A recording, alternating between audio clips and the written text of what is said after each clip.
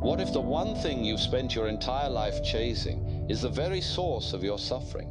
Think about it. From day one, we're told to find happiness, chase your dreams, get that promotion, buy the house, find the one. We build our lives around this single-minded pursuit, treating happiness like a destination, a trophy we get at the end of a long, brutal race. But what happens when you actually cross the finish line? You celebrate, you get that dopamine hit you are craving, you feel that spike of joy, and then it's gone. The feeling fades and the chase starts all over again, leaving you feeling just as empty, if not more so, than when you began. A brilliant philosopher once highlighted the great paradox of our lives. Trying so hard to be happy is exactly what makes us miserable. This isn't just a clever tweet. It's a deep truth that ancient thinkers understood, but modern life has made us forget. So let's explore that wisdom, figure out why hunting for happiness is a losing game, and discover how real, lasting contentment comes not from getting more, but from finding peace exactly where you are. So here's the paradox, and it's a big one. The philosopher Alan Watts called it the backwards law. His idea was that the more you try to grab onto something, the more it slips through your fingers. It makes perfect sense when you think about it. Ever tried to force yourself to fall asleep? You just end up wide awake. Ever tried desperately to make someone like you?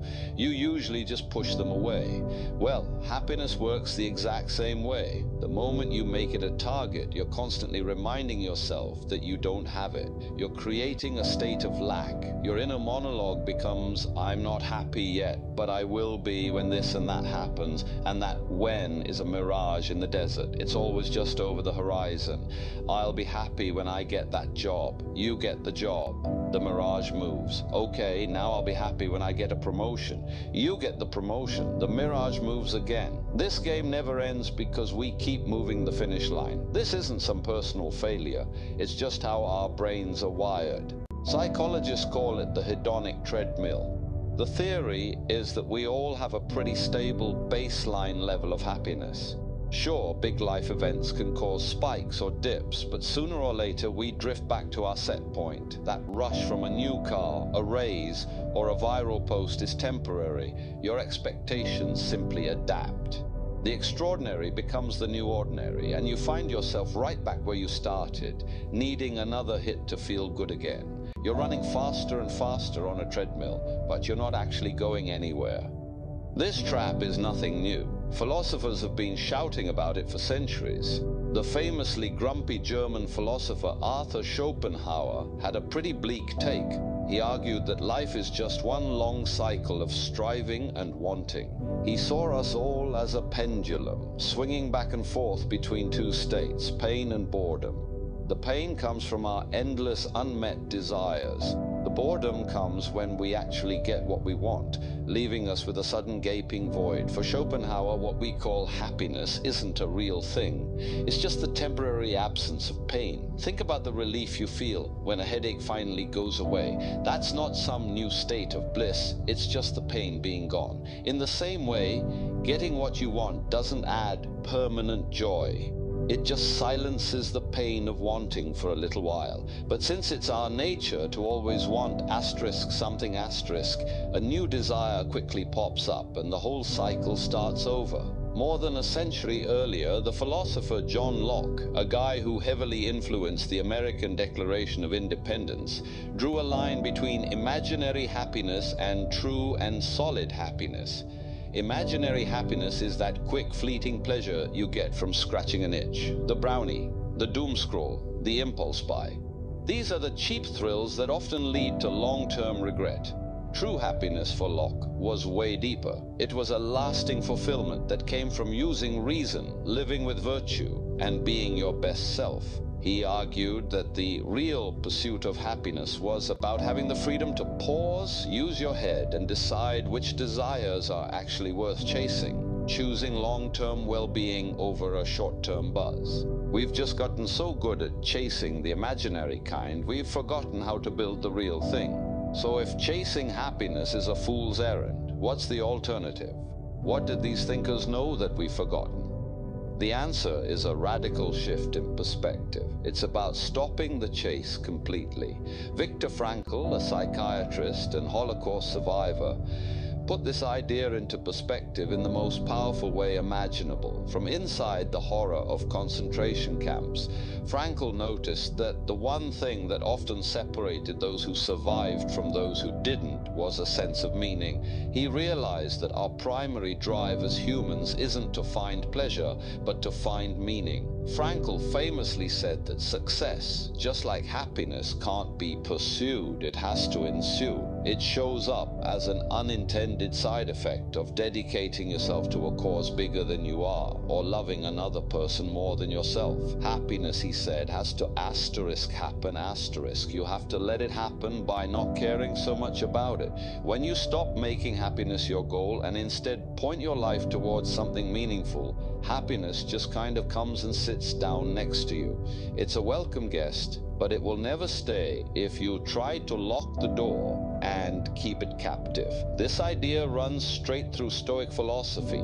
Thinkers like Seneca and Marcus Aurelius taught that true contentment doesn't come from what happens to you, but from how you respond. Seneca wrote, "True happiness is to enjoy the present without anxious dependence upon the future."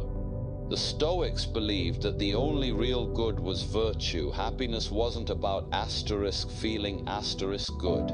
It was about being good, acting with wisdom, courage, and integrity, no matter what life threw at you.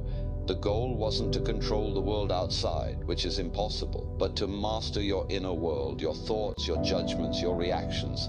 That's where real strength and peace are found.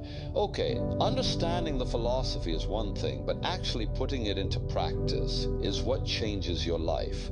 This isn't about adding more to your to-do list. It's about shifting how you exist in the world. Here are 3 ways to start. First, try a gratitude reframe. The chase for happiness is fueled by focusing on what's missing. Gratitude flips that script. It trains your brain to notice what you already have. Instead of waking up stressed about your next goal, take 1 second to feel genuinely thankful that you're alive, for the bed you slept in, for the sun coming through the window. It's not about pretending problems don't exist. It's about consciously shifting your focus from a mindset of lack to one of abundance. Second, practice mindful acceptance. Remember the backwards law. Trying to dodge a negative feeling just makes it stronger. When you feel anxious, sad, or bored, your first instinct is to run. You grab your phone, you binge a show, you numb it out. But that resistance is what causes the suffering. Mindful acceptance is about turning toward those feelings with curiosity instead of fear. You just acknowledge the feeling, let it be there without judging it, and see it for what it is. A temporary cloud passing through the sky of your awareness. When you stop fighting your unhappiness, you paradoxically find peace. You stop struggling against the current and learn to float.